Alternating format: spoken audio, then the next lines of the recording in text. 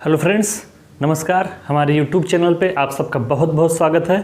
Daily current affair की class में आज फिर से हम टॉप 10 नए टॉपिकों पे चर्चा करेंगे जो कि अभी हाल ही में घटित हुई हैं और जिनका एग्ज़ाम में आने की संभावना बहुत ज़्यादा है। तो देर ना करते हुए आइए शुरू करते हैं हम आज का करंट अफेयर। तो दोस्तों, अभी हाल ही में वर्ल्ड बैंक की 102वीं बैठक हुई है। कितनी? 102वीं बैठक, ठीक है, 102।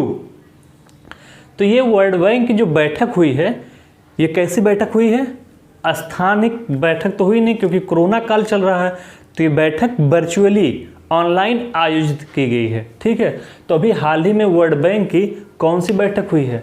तो आप याद रखिएगा, 102वीं बैठक हुई है। किस मोड में? तो ये मोड था वर्चुअल, ऑनलाइन वर्चुअल।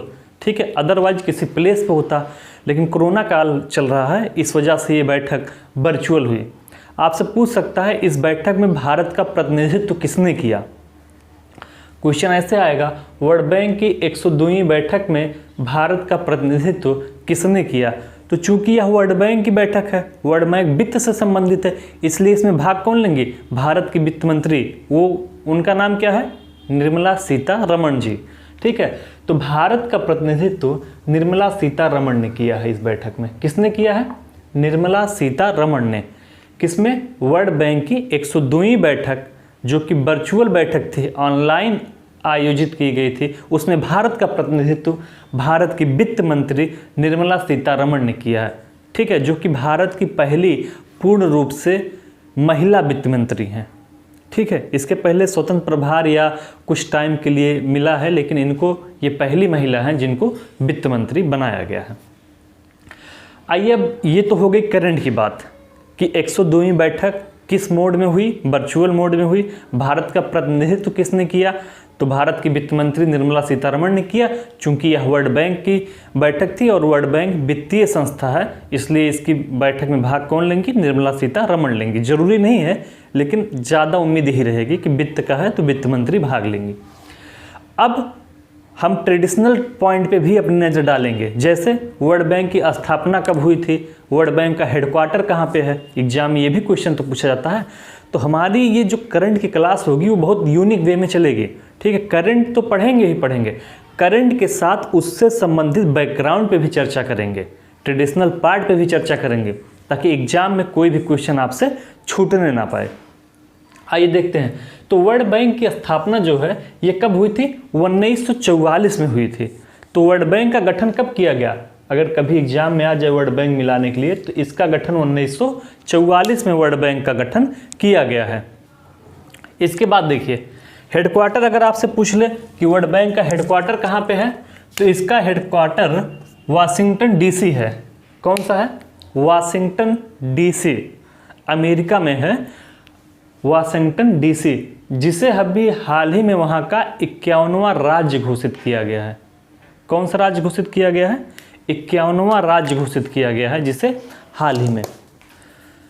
तो अगर आपसे वर्ल्ड बैंक की स्थापना पूछे तो 1944 में, हेडक्वार्टर आपसे पूछे तो इसका हेडक्वार्टर वाशिंगटन डीसी है, जिसे हाल ही में, करंट का ये भी मैटर है, 51वां राज्य घोषित किया गया है। कहाँ का? अमेरिका का, यूनाइटेड स्टेट ऑफ अमेरिका का। वर्तमान में वर्ल्ड बैंक के अध्यक्ष कौन है?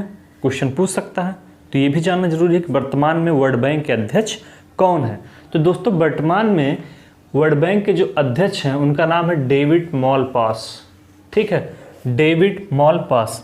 इसको आप डेली का ये जो करंट अफेयर है इसको आप नोट करते हुए चलिए। ठीक है, तो आपके ऊपर कभी भी करंट अफेयर का बर्डन नहीं बनेगा। फिर से देख लीजिए, वर्ल्ड बैंक की 102वीं बैठक वर्चुअल मोड में आयोजित की गई। इसमें भारत की तरफ से भारत की वित्त मंत्री निर्मला सीतारमण ने भाग लिया था। फिर इसके ट्रेडिशनल पार्ट पे जाते हैं। वर्ल्ड बैंक की स्थापना 1944 में, मुख्यालय इसका अमेरिका के वाशिंगटन डीसी में है। वाशिंगटन डीसी को अभी हाल ही में अमेरिका का 51वां राज्य घोषित किया गया है। ठीक है, वर्तमान में उसके अध्यक्ष डेविड मालपास हैं।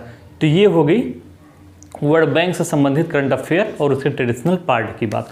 आइए देखते हैं करंट अफेयर का दूसरा इंपॉर्टेंट टॉपिक। तो चर्चा में कौन है? भारत निर्वाचन आयोग। अक्सर चर्चा में रहता है, कभी पक्षपात को लेके, कभी चुनाव को लेके। तो आइए देखते हैं भारत निर्वाचन आयोग। हाल ही में क्या हुआ है, भारत निर्वाचन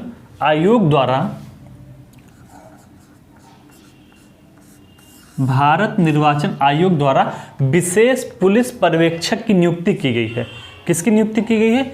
विशेष पुलिस पर्यवेक्षक की नियुक्ति की गई है। किसके द्वारा? भारतीय निर्वाचन आयोग के द्वारा, अर्थात भारत निर्वाचन आयोग के द्वारा विशेष पुलिस पर्यवेक्षक की नियुक्ति की गई है। किसकी नियुक्ति की गई है? मृणाल कांत दास।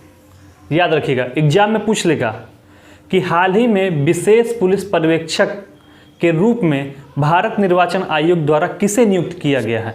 4 ऑप्शन आपको दे देगा, ठीक है। तो आपको क्या टिक करना है? मृणाल कांत दास को नियुक्त किया गया है। हाल ही में विशेष पुलिस पर्यवेक्षक की नियुक्ति की गई है। किसके द्वारा? भारत निर्वाचन आयोग द्वारा। और किसे नियुक्त किया गया है? मृणाल कांत दास द्वारा। याद रहेगा। इस समय भारत के निर्वाचन आयुक्त कौन है? मुख्य निर्वाचन आयुक्त आपके सुनील अरोड़ा है इस समय, ठीक है। कौन है? सुनील अरोड़ा। इसके ट्रेडिशनल पार्ट पे चर्चा कर लेते हैं कि भारतीय संविधान में भारत निर्वाचन आयोग कहाँ पे है, ठीक है। तो भारतीय संविधान के अनुच्छेद 324 में भारतीय निर्वाचन आयोग की चर्चा की गई है। वहीं पे निर्वाचन आयोग के बारे में दिया गया है। तो कभी आपसे पूछ ले कि भारत निर्वाचन आयोग संवैधानिक संस्था है या नहीं, तो भारत निर्वाचन आयोग एक संवैधानिक संस्था है। ऐसी संस्थाएं जिनका उल्लेख संविधान में मिलता है उन्हें हम संवैधानिक संस्था कहते हैं, ठीक है। तो भारत निर्वाचन आयोग एक संवैधानिक संस्था है, चूंकि इसका उल्लेख आर्टिकल 324 में किया गया है। याद रहेगा। अगला टॉपिक देखते हैं। बांग्लादेश चर्चा में है। हाल ही में बांग्लादेश चर्चा में है। क्यों?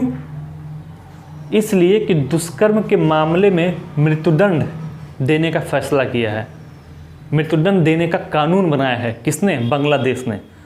बहुत ही अच्छी पहल है, इससे एक डर जाएगा। भारत में भी ऐसे कानून की आवश्यकता है। तो दुष्कर्म के मामले में मृत्युदंड देने का कानून हाल ही में किस देश ने बनाया है? सवाल आपसे यही पूछा जाएगा। वैकल्पिक सवाल जो आएगा वो ऐसे आएगा कि हाल ही में दुष्कर्म के मामले में मृत्युदंड देने का कानून किस देश ने बनाया है? तो आप उत्तर क्या मारेंगे? बांग्लादेश ने बनाया है, ठीक है। याद रहेगा। प्रधानमंत्री बांग्लादेश की कौन है इस समय? तो इस समय प्रधानमंत्री बांग्लादेश की हैं शेख हसीना। एक और इम्पॉर्टेंट, विश्व में जो हिल्सा मछली पाई जाती है, हिल्सा मछली, ठीक है। तो हिल्सा मछली का लगभग 75% उत्पादन अकेले कौन करता है? बांग्लादेश करता है। कभी कभी ये सवाल पूछा जा सकता है।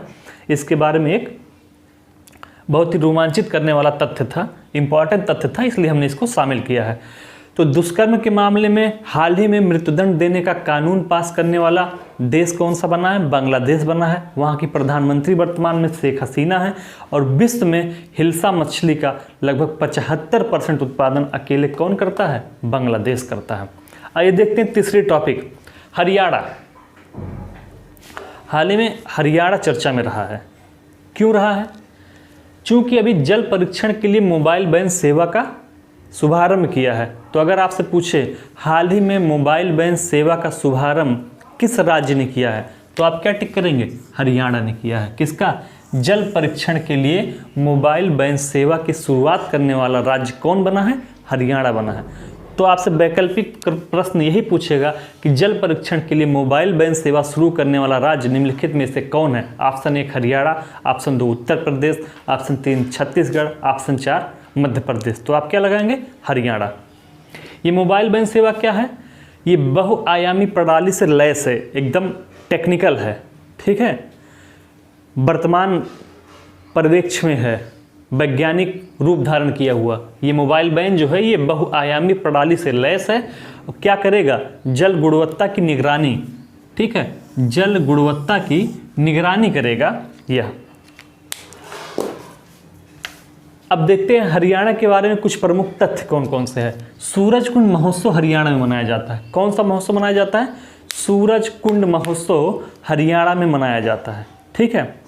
अगर आपसे पूछे सूरजकुंड महोत्सव कहाँ मनाया जाता है, तो आपका जवाब होगा सूरजकुंड महोत्सव हरियाणा में मनाया जाता है।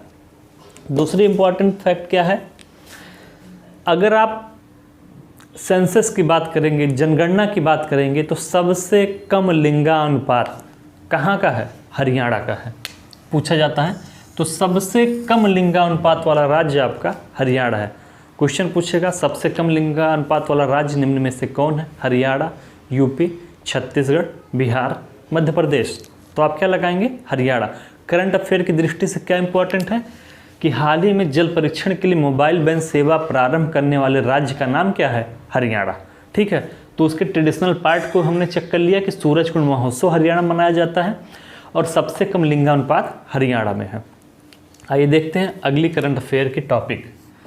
तो अभी IWF चर्चा में रहा है हाल ही में। IWF क्या है? Indian weightlifting federation, international weightlifting federation. तो IWF हाल ही में चर्चा में रहा है, जिसका नाम है इंटरनेशनल वेटलिफ्टिंग फेडरेशन। किस लिए चर्चा में रहा? इसलिए चर्चा में रहा है कि हाल ही में अंतरिम अध्यक्ष की नियुक्ति की गई है इसके। तो आपसे सवाल पूछेगा कि हाल ही में IWF के अंतरिम अध्यक्ष के रूप में किसकी नियुक्ति की गई है? तो इसका सही जवाब क्या होगा? माइकल ईरानी की नियुक्ति की गई है। किसकी नियुक्ति की गई है? माइकल ईरानी की। तो हाल ही में IWF के अंतरिम अध्यक्ष की नियुक्ति की गई है। किसकी? माइकल ईरानी की। ठीक, याद रहेगा। अब देख लेते हैं IWF से संबंधित ट्रेडिशनल पार्ट, जो कि जानना जरूरी है कि इसके बारे में अन्य सामान्य जानकारियाँ कौन कौन सी हैं। तो आपसे एग्जाम में कभी भी पूछ सकता है कि IWF का हेडक्वार्टर कहाँ पे है? तो इसका हेडक्वार्टर कहाँ पे है? बुडापेस्ट, हंगरी में है। ठीक है, हंगरी की राजधानी है बुडापेस्ट, वहीं पे IWF का मुख्यालय है। एक और इम्पॉर्टेंट चीज़, बुडापेस्ट जो राजधानी है वो किस नदी के तट पे स्थित है? तो ये राजधानी आपका डेन्यूब नदी के तट पे स्थित है। किस नदी के? डेन्यूब नदी के तट पे। तो कभी ये भी पूछ सकता है कि बुडापेस्ट किस नदी के तट पे स्थित है राजधानी? तो डेन्यूब नदी के किनारे स्थित है। IWF की स्थापना कब की गई थी? इसकी स्थापना 1905 में की गई थी। IWF की स्थापना 1905 में की गई थी। इसमें कुल सदस्य देशों की संख्या 187 है। तो करंट अफेयर की दृष्टि से ये महत्वपूर्ण है कि हाल ही में IWF के अंतरिम अध्यक्ष के रूप में किसकी नियुक्ति की गई है, यही सवाल पूछेगा। तो आप बताएंगे माइकल ईरानी की नियुक्ति की गई है। इसके बाद हम उसके ट्रेडिशनल पार्ट को अगर देखते हैं तो IWF की स्थापना 1905 में की गई थी। उसका हेडक्वार्टर या मुख्यालय बुडापेस्ट है। ठीक है, बुडापेस्ट में है, जो कि हंगरी की राजधानी है। किस नदी के तट पे है? डेन्यूब नदी के तट पे है। डेन्यूब नदी के तट पे यह राजधानी स्थित है, ये भी जानते रहिए। टोटल सदस्य देशों की संख्या कितनी है? 187 है। इसके बाद ये आज के करंट अफेयर में हमने 5 टॉपिक में डिस्कशन किया। वर्ल्ड बैंक वाले पे भारत निर्वाचन आयोग, बांग्लादेश, हरियाणा, IWF। अब देखते हैं 6वां टॉपिक। अभी कपिला कलाम कार्यक्रम शुरू किया गया है। कौन सा कार्यक्रम शुरू किया गया है? कपिला कलाम कार्यक्रम हाल ही में स्टार्ट किया गया है।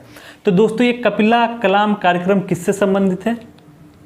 तो कपिला कलाम नाम आ रहा है तो ये श्री भूतपूर्व राष्ट्रपति हमारे जो थे APJ अब्दुल कलाम की 89वीं जयंती पे शुरू किया गया है। कब थी उनकी जयंती? 15 अक्टूबर को। तो 15 अक्टूबर को APJ अब्दुल कलाम की 89वीं जयंती के उपलक्ष्य में कपिला कलाम कार्यक्रम शुरू किया गया है। सवाल आपसे पूछ सकता है कि कपिला कलाम कार्यक्रम किससे संबंधित है?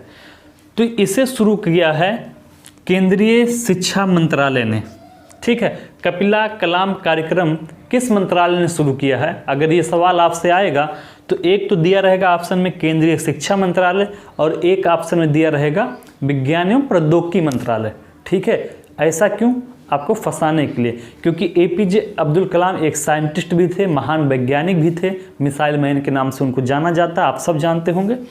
तो आप कंफ्यूज कराने के लिए कि कपिला कलाम कार्यक्रम कहीं विज्ञान एवं प्रौद्योगिकी मंत्रालय से तो संबंधित नहीं है, तो दोनों ऑप्शन विकल्प मिलेगा आपको, केंद्रीय शिक्षा मंत्रालय और विज्ञान एवं प्रौद्योगिकी मंत्रालय। लेकिन इसका सही उत्तर क्या है? केंद्रीय शिक्षा मंत्रालय द्वारा।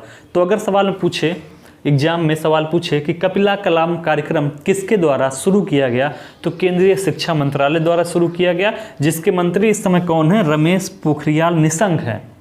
केंद्रीय शिक्षा मंत्री इस समय रमेश पोखरियाल निशंक है, उनके द्वारा ही कपिला कलाम कार्यक्रम 15 अक्टूबर को एपीजे अब्दुल कलाम की 89वीं जयंती पर शुरू किया गया है।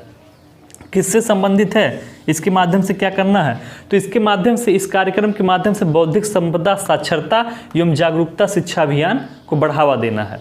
ठीक है, तो इसका उद्देश्य यही है कि बौद्धिक संपदा साक्षरता एवं जागरूकता शिक्षा अभियान को बढ़ावा देना है। तो ये हमने 6 इंपॉर्टेंट करंट अफेयर की टॉपिकें पढ़ के ख़त्म किया है। इसके आगे 4 और टॉपिक हम पढ़ लेते हैं। तो आज के करंट अफेयर की क्लास में हमारी 10 टॉपिक क्लियर हो जाएंगी, जिसे आपको इसे जब चाहें आप, मैं हट गया हूँ, पॉज करके लिख सकते हैं, यहीं पे याद करिए, अपना नोट्स बनाते हुए चलिए। तो इसके आगे आइए देखते हैं अगले 4 अन्य टॉपिक कौन कौन से हैं करंट अफेयर के, जो एग्ज़ाम की दृष्टि से महत्वपूर्ण हैं। हमने आज की करंट अफेयर्स की 6 टॉपिक पढ़ के कंप्लीट कर ली थी।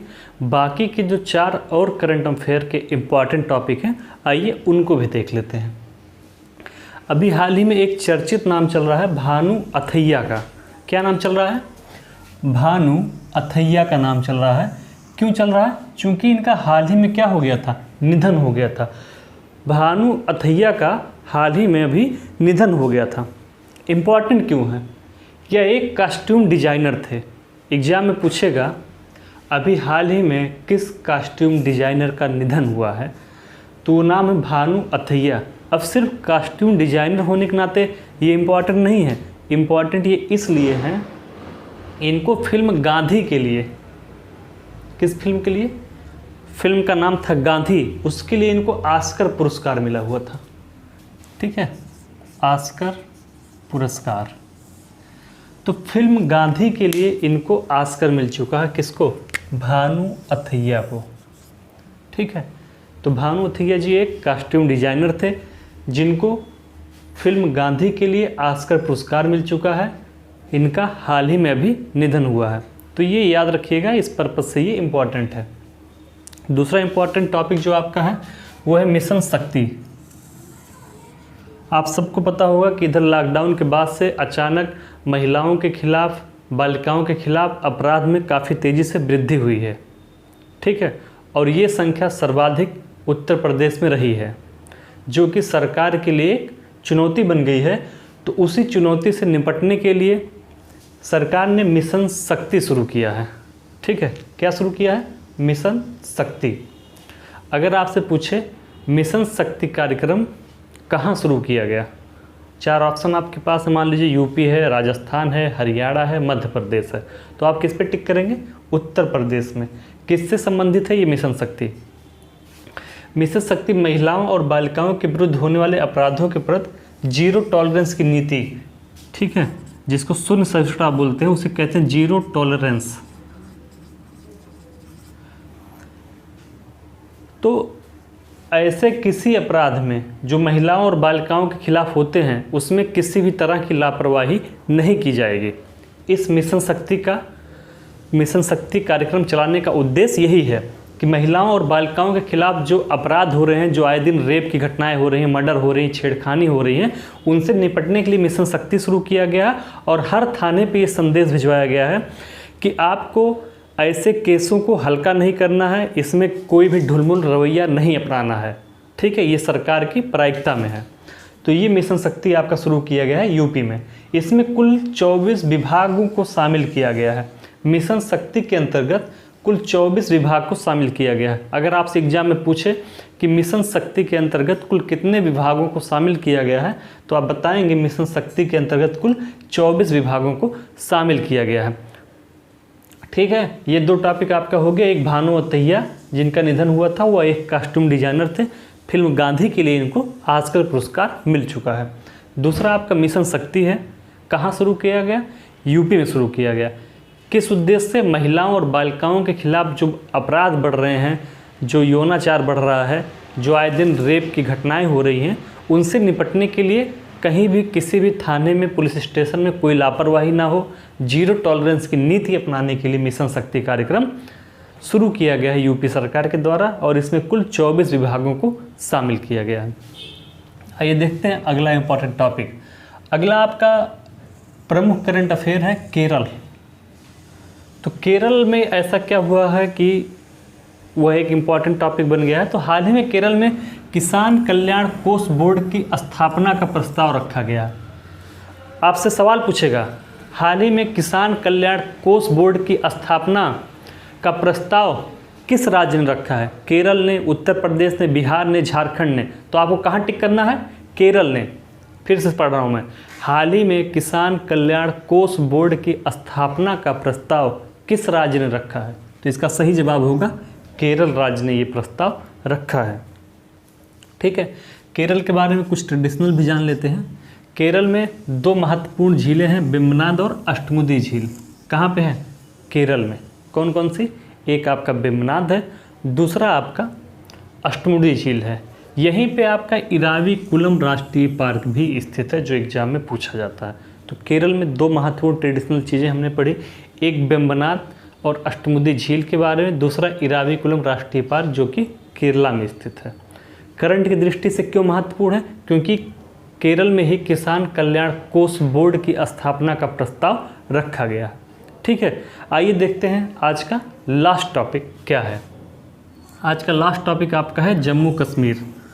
करंट पे बात की जाए और जम्मू कश्मीर पे बात ना हो तो ऐसा हो नहीं सकता है। अभी हाल ही में जम्मू कश्मीर में माई टाउन माई प्राइड कार्यक्रम शुरू किया गया है। कौन सा कार्यक्रम? माई टाउन माई प्राइड कार्यक्रम। तो आपसे सवाल पूछेगा, हाल ही में माई टाउन माई प्राइड कार्यक्रम कहाँ शुरू किया गया? या हिंदी में इसे कह सकते हैं माई टाउन मेरा कस्बा मेरा स्वाभिमान। ठीक है, तो ये भी दिखे कहीं मेरा कस्बा मेरा स्वाभिमान, तो वही कार्यक्रम है माई टाउन माई प्राइड कार्यक्रम। ठीक है, तो आपसे सवाल पूछेगा माई टाउन माई प्राइड कार्यक्रम कहाँ शुरू किया गया है? तो जम्मू कश्मीर में शुरू किया गया है। उद्देश्य क्या है इसका? कस्बों में पहुंच बनाने के लिए। ठीक है, कस्बों में पहुंच बनाई जाए, वहाँ पर लोकतंत्र की स्थापना की जाए। आप सबको पता है कि जम्मू कश्मीर हमेशा अशांत रहने वाला राज्य है, तो लोगों की एक्टिविटी बढ़ाई जाए, लोगों तक कनेक्शन बढ़ाए जाएं। ठीक है, लोगों को एक दूसरे से आपस में जोड़ा जाए, अर्थात कस्बों में पहुंच बनाने के लिए जम्मू कश्मीर में माई टाउन माई प्राइड कार्यक्रम शुरू किया गया है। वहाँ की कुछ ट्रेडिशनल चीज़ों पे अगर हम बात करते हैं तो वहाँ पे 3 इम्पॉर्टेंट दर्रे स्थित हैं, जिनका नाम है जोजिला, चांगला और चारडिंगला दर्रा। कौन कौन से 3 महत्वपूर्ण दर्रे वहाँ स्थित हैं? जोजिला, चांगला और चारडिंगला दर्रा जम्मू कश्मीर में ही उपस्थित है। इसको याद कर सकते हैं आप ट्रिक से। क्या ट्रिक है इसका? चा चा जा। ठीक है, याद करिए, चाचा जा। चा से चांगला, चा से चारडिंगला और जा से जोजिला। ठीक है, तो ये 3 महत्वपूर्ण दर्रे आपको याद होंगे, चाचा जा, चांगला, चारडिंगला और जोजिला। ये 3 दर्रे कहाँ पे स्थित हैं? जम्मू कश्मीर में। करंट की दृष्टि से क्या महत्वपूर्ण है? वहाँ पे माई टाउन माई प्राइड कार्यक्रम शुरू किया गया, जो कस्बों में पहुँच बनाने के लिए और वहाँ पे लोकतंत्र की स्थापना करने के लिए प्रयास है। यहीं पे 3 इम्पॉर्टेंट दर्रे जोजिला, चांगला और चारडिंगला है। याद करने का तरीका, चाचा जा, चा से चांगला, चा से चारडिंगला, जा से जोजिला। ठीक है, तो आज के करंट अफेयर की क्लास में हमने 10 महत्वपूर्ण टॉपिक पढ़े हैं, उनसे संबंधित जो ट्रेडिशनल चीज़ें थी वो भी हमने डिस्कस किया है। ठीक है, तो ये क्लास आपको अनवरत मिलती ही रहेगी। आप सबको पता है महीनों महीने ये कार्यक्रम ऐसे ही चलता रहेगा। आपको पर डे का करंट अफेयर या 2-3 दिन में जो भी महत्वपूर्ण चीज़ें इकट्ठा हुई रहती हैं उन्हें मिला के एक दिन में आपको दिया जा रहा है। तो समझ लीजिए पर डे का करंट अफेयर आपको मिलता रहेगा। एक नोटबुक बनाइए, नोट करते हुए चलिए। और जो हमारा ये चैनल है यूट्यूब चैनल लर्नर अड्डा, जो कि आप सबके लिए दिन रात काम कर रहा है, अच्छी अच्छी चीज़ें ला रहा है, जहाँ से भी जो भी फैक्ट मिल रहे हैं हम उठा के ला रहे हैं, पूरी टीम अच्छे से काम कर रही है। तो आपका भी दायित्व बनता है चैनल को सपोर्ट करिए, अपने परिवार को आगे बढ़ाइए, ज़्यादा से ज़्यादा लोगों को इस चैनल के साथ जोड़िए, उनसे कहिए कि इस चैनल को सब्सक्राइब करें। ठीक है, पॉलिटी की क्लास भी आपको जल्दी ही मिलेगी शाम को 8 बजे से। ठीक है, तब तक आप सब पढ़ाई करिए। धन्यवाद।